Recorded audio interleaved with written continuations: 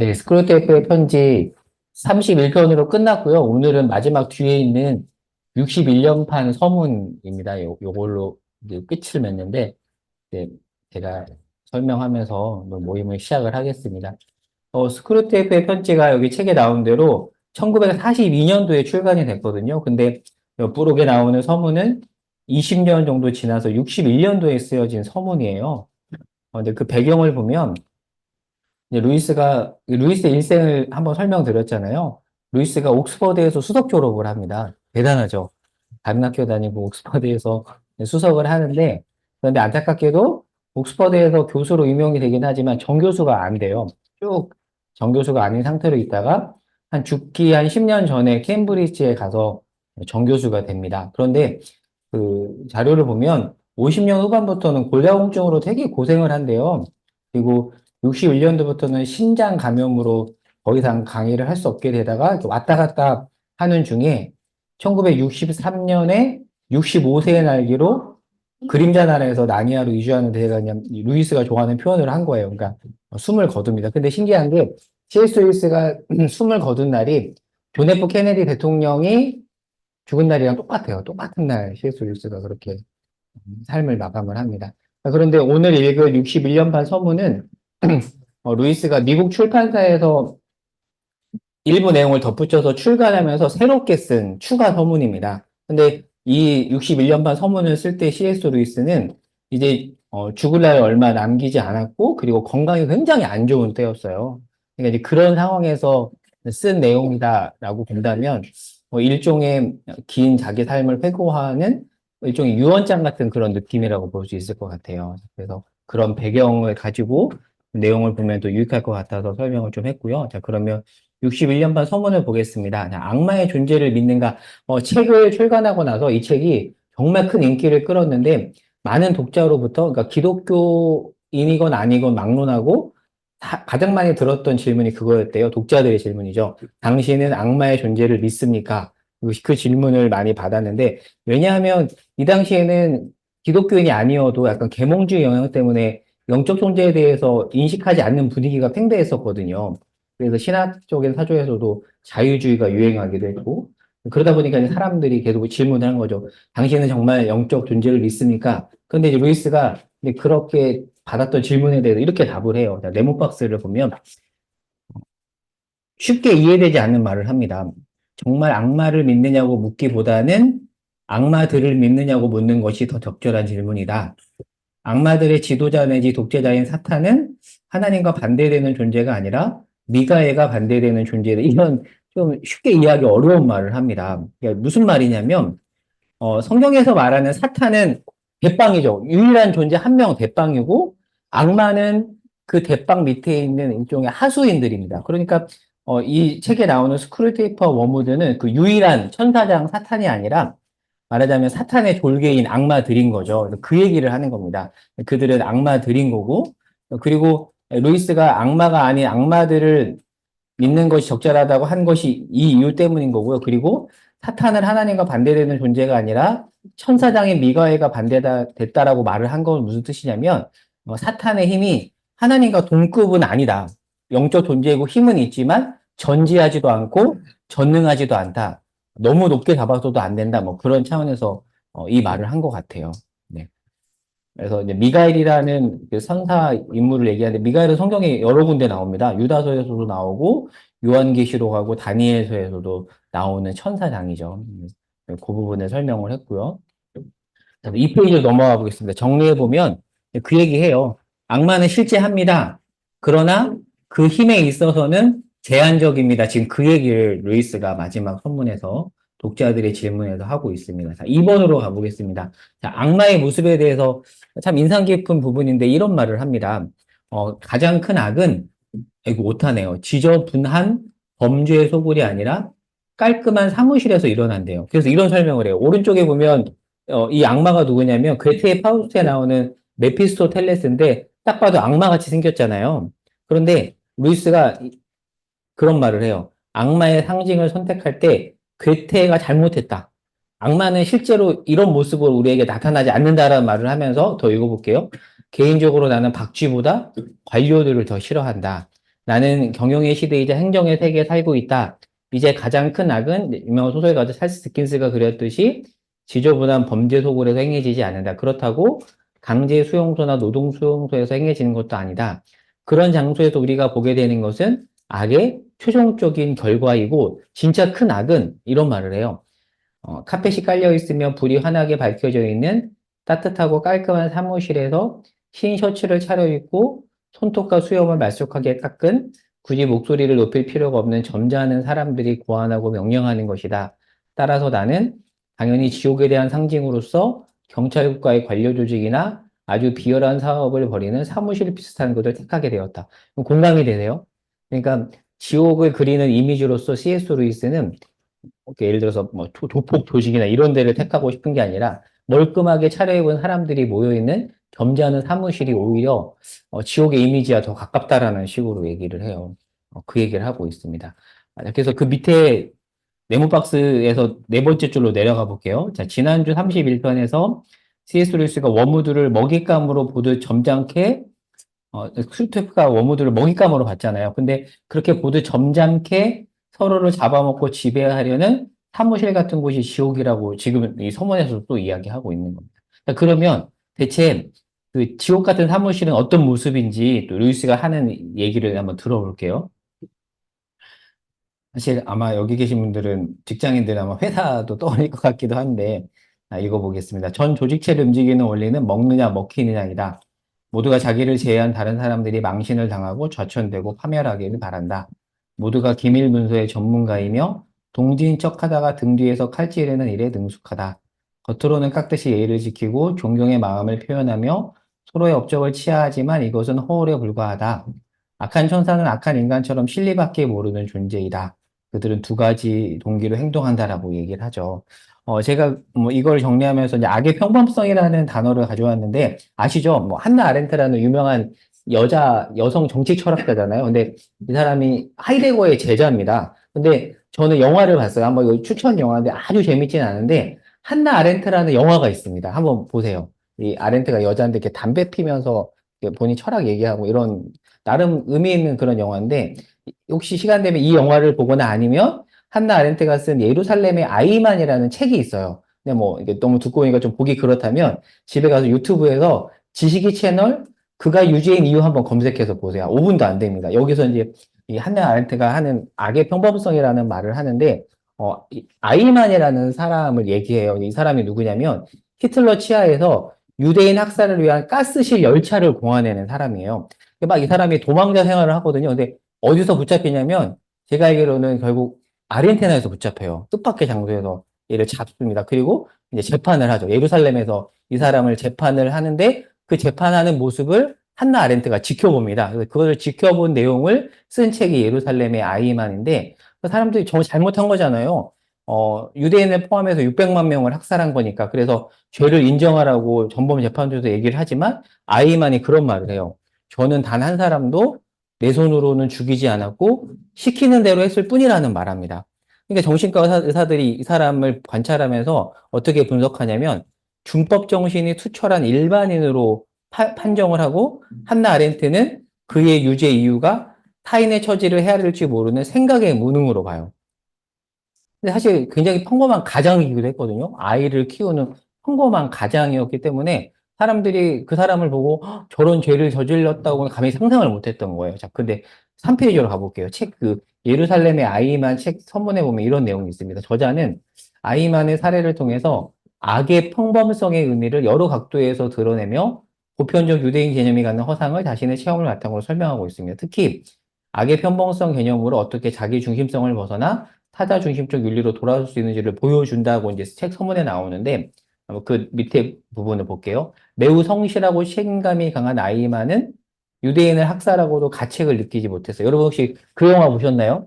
줄무늬 파자마를 입은 소년이라는 영화 혹시 네, 네. 이거 볼만한 영화입니다.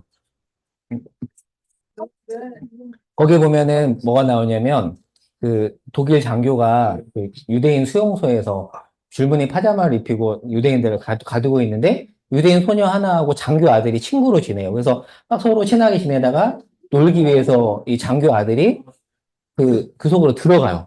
근데 이제 들어갔는데 장교는 모르고 가스실에 가스를 누출시켜서 결국 독일 장교 자식이 거기서 죽거든요. 그러니까 유대인 학살의 비극을 아주 잘 보여주는 영화가 줄무늬 파자마를 입은 소년이라는 영화인데 너무 끔찍하잖아요.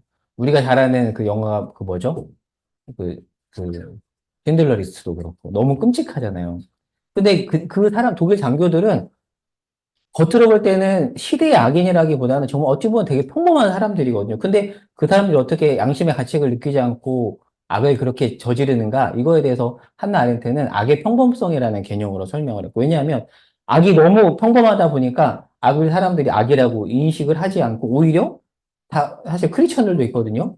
회개하는 사람이 이상한 취급을 받는 거죠. 근데 이 루이스의 지적을 보면 더 무서운 것은 사무실에서 점잖게 차려입고 서로를 이야기를 나누는 가운데 점잖게 내리는 명령 속에 악이 평범하게 감춰져 있다는 거. 이것을 지금 루이스가 지적을 합니다. 그러니까 감옥이나 거친 수용소가 아닌 이런 평범한 사무실에서 악이 더 활개치고 있음을, 그리고 악마는 악을 오히려 이렇게 세상에서 펼쳐오고 있음을 본인이 경험한 거예요, 사실은. 근데 이게 어떻게 C.S. 루이스의 경험이냐면, 제가 한번 그 책 나눌 때 중간에 한번 설명을 했었는데, 루이스가 옥스퍼드를 영문과를 27살에 수석으로 졸업하거든요. 근데 엄청난 학계 실적에도 불구하고, 근데 오늘날로 따지면 뭐 진짜 탑저널에 실리는 논문을 수많이 썼음에도 불구하고 정교수가 무려 30년 동안 되지 못합니다. 그래서 그 C.S. 루이스를 전공한 숭실대 이인성 교수님이 있거든요. 이분은 숭실대 영문과 교수님인데 예전에 한번 소개했죠.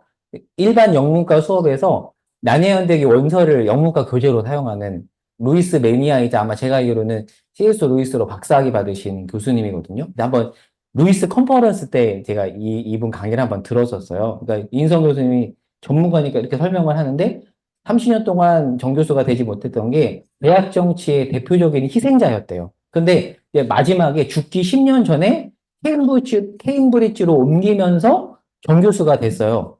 그러니까 루이스는 정교수가 되기 전 옥스퍼드에서 정말 힘든 시간을 보냈대요. 근데 아이러니하게도 루이스가 썼던 뭐 순전한 기독교나 스크루테이프의 편지나 뭐 고통의 문제나 대부분의 명작들은 루이스가 비정규직일 때 썼던 거라는 거죠. 그러니까 어찌 보면 이 내용을 얘기한 게 자기가 경험한 겁니다. 옥스퍼드에서 비정규직으로 있으면서 그 점잖은 사무실에서 사람들 사이에서 대학 정치 희생양이라고 했잖아요. 거기서 경험했던 것을 어떻게 보면 이제 이 책에 담아낸 거라고 볼 수 있는 거죠. 그러니까 점잖은 옥스퍼드에서 동료 간의 관계에서 좀 과한 표현이지만 일종의 이제 지옥의 느낌을 본 거죠. 근데 그 경험담을 마지막 61년 반 서문에서 기술을 합니다. 3번입니다. 천국과 지옥의 이혼. 이거는 C.S. 루이스의 초창기 판타지 소설인데요. 이 책에서 보면 지옥을 그렇게 묘사해요. 서로가 끝없이 멀어지고 있으며 진리에 대해서 끝없이 토론하고 의미 없는 예술을 한대요. 그러니까 점잖은 사람들이 앉아 있는데 맨날 얘기하는 것 같은데 끝없이 서로가 멀어져요. 그리고 끊임없이 진리에 대해서 토론을 하기도 하는데 서로가 멀어지는. 이렇게 이 책에서는 지옥을 그렇게 묘사합니다. 그래서 이 책에 보면 지옥의 모습을 그린 회색 도시는 사람들이 점점 더 멀리 떨어져 산다는 얘기를 해요. 같이 붙어 있는데, 이렇게 물리적으로는 붙어 있는데, 사람들이 점점 더 멀어지는 곳이 지옥이다. 뭐 이렇게 C.S. 루이스는 묘사를 합니다. 그래서 이 사장이었던 큰 유령은 점잖음이라는 표현을 사용하거든요. 그러니까 괴팍한 게 아니에요. 말을 거칠게 하는 사람이 아닌데, 점잖한 모습으로 이렇게 조직을 지옥으로 만드는 그런 사람들을 여기서 묘사를 합니다. 자, 그래서 그 밑에 볼게요. 61편 서문에 보면 지옥을 묘사하며 루이스가 박사 논문에서 연구한 존 밀턴의 책 내용을 언급하는데, 참고로 루이스가 쓴 박사 논문이 밀턴의 신라원 아시죠? 신라원 서문을 가지고 루이스가 박사 논문을 썼거든요. 근데 그 내용을 언급하면서 이렇게 말해요. 악마는 서로 지독하게 굳게 뭉친다. 이런 말 하거든요. 그러니까 악마는 우정으로 뭉치는 게 아니라 왜 뭉치냐면 철저하게 탐욕 때문에 뭉치는 거죠. 마치 그 복음서에 보면은 변원지간인 두 그룹이 예수님을 죽이기 위해서 헤롯 당하고 바리새인은 사실 같이 할 수 없는데 예수님을 죽이는 데 있어서 한 목적을 향해서 뭉치잖아요. 사실 그 뭉침은 온전한 연합이 아니라 철저하게 여기서 묘사한 것처럼 탐욕 때문에 뭉치는 거죠. 그러니까 가까이 있는 것처럼 보이지만 이해관계가 사라지면 멀어지는 거거든요. 그러니까 예수님 당시 헤롯 땅은 헤롯에게 속한 거고 바리새인은 헤롯하고 완전히 반대편에 서 있는 자들이잖아요. 서로 정말 미워하는 관계인데 한 목적, 예수님을 죽이기 위한 한 목적으로 뭉치는 이런 모습을 루이스가 아마 삶에서 많이 봤던 것 같아요. 그래서 루이스가 그린 사무실의 모습도 이와 같다. 매일 함께 마주하고 점잖게 이야기하지만 먹고 먹히는 관계이며 겉으로는 함께하는 것 같으나 실제로는 서로 멀어지는 곳이다 라고 말합니다. 그래서 루이스를 연구한 한국에 면왕되는 신학자 중에서 김진혁 교수님이라고 있어요. 아마 이번 달인지 지난달인지 저희 교회 추천도서 저자이신 교수님이기도 한데 그분의 말을 한번 들어볼게요. 제가 읽어보겠습니다.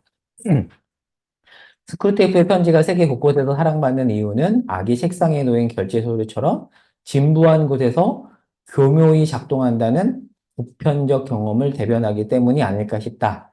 인류를 타락시킬 비법을 전수한 스크루테이프의 편지가 루이스의 기지로 세상에 공개된 지 80주년 된 이 시점을 계기로 평범한 모습을 하고 퍼져 있는 아기의 엄나 주의를 한번 되돌아봤으면 한다. 루이스가 악마를 묘사한 방식에 동의하든 안 하든 이미 익숙해져 버린 악에 대항하며 내 삶에서 무언가 해야 한다는 사실은 예나 지금이나 변함없다. 그러니까 악의 평범성을 얘기하는 거죠. 너무 평범해진 그 악에 대해서 뭔가는 우리가 그냥 보양해야 되지 않겠냐, 뭐 이런 식의 이야기를 하고 있습니다. 근데 이게 어떤 대단한 일을 하라는 건 아니에요. 그러니까 작은 것부터 할 수 있는 것 같아요. 그러니까 이 평범하진 악에 대항한다는 것은 당장에 무슨 뭐 피켓 시위를 한다든지 그런 게 아니라 할 수 있는 작은 것부터 하는 건데 그러면 그렇게 할 수 있는 게 뭔가라는 생각을 하다가 제가 참고 글을 가져왔는데 김교신 그 우찌무라 간조에게 영향을 받은 김교신이 성서조선이라는 그 잡지 같은 곳에서 글을 쓴 게 있거든요. 한번 제가 너무 인상 깊어가지고 제가 그 부분을 가져왔거든요. 한번 김교신 선생님의 글을 읽어볼게요. 우리는 경험을 통해 부흥회로 교회에 영적 불이 붙는다고 해서 나라의 희망이 생기지 않음을 안다. 한 도시 전반이 기독교화되어 상인까지 예수쟁이 행세를 해야 장사를 해도 희망이 약속되지 않았다. 교회 부흥으로 영화가 타올라도 안 되고 도시 성시화로 기독교가 힘을 가져도 신학생이 많고 신학교가 부흥해도 구령사업과 선교사업이 늘어나도 사회 변화의 희망은 생기지 않았다. 차라리 양돈양개를 해도 하나님의 창조 원리를 따라 속이지 않을 때 거룩한 일을 하는 것이요. 전 시민에게 희망을 주는 대사업을 하는 것이다.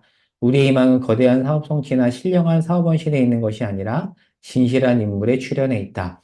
비록 그가 그리스도처럼 세상에서 참패하더라도 참 의미에서 하나님을 믿고 하나님과 더불어 생각하고 노동하는 자라면 조선의 희망이 전적으로 그에게 있다. 좀 우리가 평범한 악에 대항하는 게 그냥 이런 큰 일을 하는 게 아니라 그저 삶의 자리에서 하나님과 사랑 앞에 진실되게 살아가는 게 악의 평범성에 대항하는 것이 아닐까라는 그런 생각을 좀 해보았습니다. 마지막 이제 4번으로 가볼게요. 몇 가지 이야기 이제 서문에서 61년 반 서문에서 악마의 이름을 어떻게 지었는지를 얘기해요. 그러니까 독자들이 편지를 쓰면서 많은 사람들이 추측을 내놓았대요. 그런 의미에서 뭐 스크루테이프, 워무드 이런 이름 지은 거 아니에요? 라고 했는데 루이스가 답하기를 맞춘 사람은 한 명도 없었다면서 어떻게 악마 이름을 지었는지를 언급합니다. 그러니까 스크루테이프는 스크루지 알잖아요. 스크루지 영감. 스크루지도 악덕 고리대공업자잖아요. 유대인 악덕 고리대공업자. 그리고 그 의미도 있고, 꼬인 나사. 그리고 손가락을 비트는 고문 기구가 있대요. 썸 스크루 아세요? 뭐 이런 거 보신 적 있어요? 아무튼 거기서 따왔고, 충. 그러니까 웜이 벌레잖아요. 충. 그러니까 이런 의미도 있고, 그리고 관료적 형식주의 상징의 빨간 끈, 레드 테이프 이런 의미도 있다고 하고, 그리고 8편에는 슬럽갑이라는 존재가 나오거든요. 네, 얼간이 징징거리다, 엉성하게 하다, 입에 가득한 침, 뭐. 슬럽갑을 만약에 그림으로 그리라고 한다면, 얼간이 같이 생겨가지고 약간 입에 침은 가득한 뭐 그런 존재로 나오겠죠. 그런 의미를 담아서 썼다라고 하고요. 자, 그리고 마지막이에요.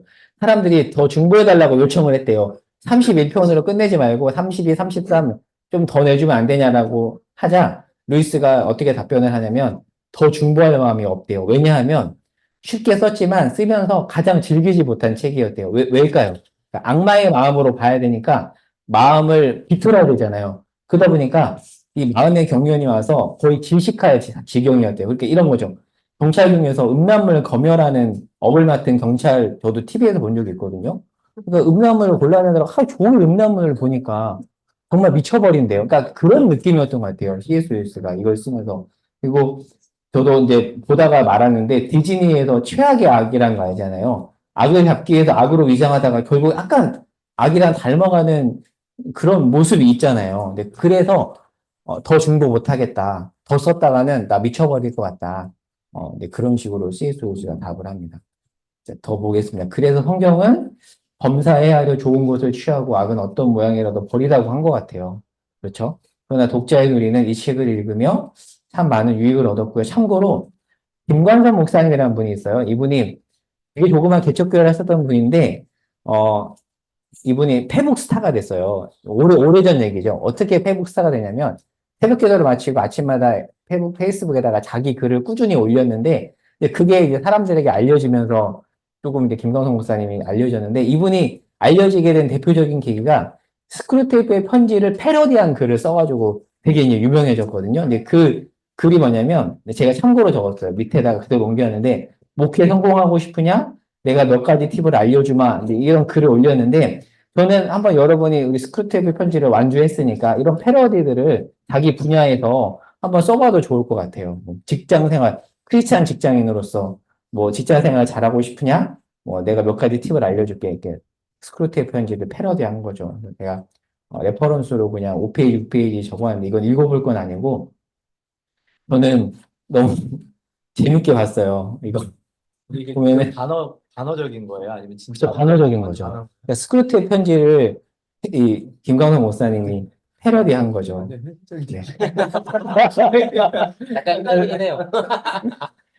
이제 셋째 보면은 5페이지 셋째 보면 이런 말이 있습니다. 성공을 꿈꾼다면 사물을 잘 만나야 한다. 뭐 이런 말도 하고요. 뭐 되게 웃기잖아요. 그래서 뭐 너무 하여튼 현실적이야. 그렇대요. 네. 네. 절박한 각오로 눈에 쌍심지를 켜고 그런 자매를 만나라. 개척할 때 처가댁에서 밀어주는 지원이 얼마나 달콤한지는 맛을 본 사람만이 안다. 뭐 이렇게 패러디를 한 거죠. 네, 그래서 여러분의 그때 자리에서 뭐 이런 식의 패러디를 하면서 우리가 그리스도인으로서 이 땅에서 어떻게 살아야 되는지 또 생각해 봐도 좋을 것 같습니다. 네. 그럼, 어, 쭉 보고요. 자, 마지막 이제 나눈 질문입니다. 자, 깨달은 점이나 적용할 점이 있다면 한번 나누어 보시고, 두 번째는 제가 악의 평범성에 대해서 이야기했는데, 우리 주변에 사실 평범해서 익숙해진 악의 모습이 있잖아요. 그런 것에 우리가 어떻게 대항이라는 표현이 조금 세 보일 수 있지만, 그런 평범해진 악에 대해서 우리가 어떻게 대항하며 살 수 있을지, 뭐 그런 부분들에 대해서도 생각나는 대로 한번 나누어 보시면 좋을 것 같습니다. 오늘은, 여기까지 하고, 이제 나눔 시간을 가질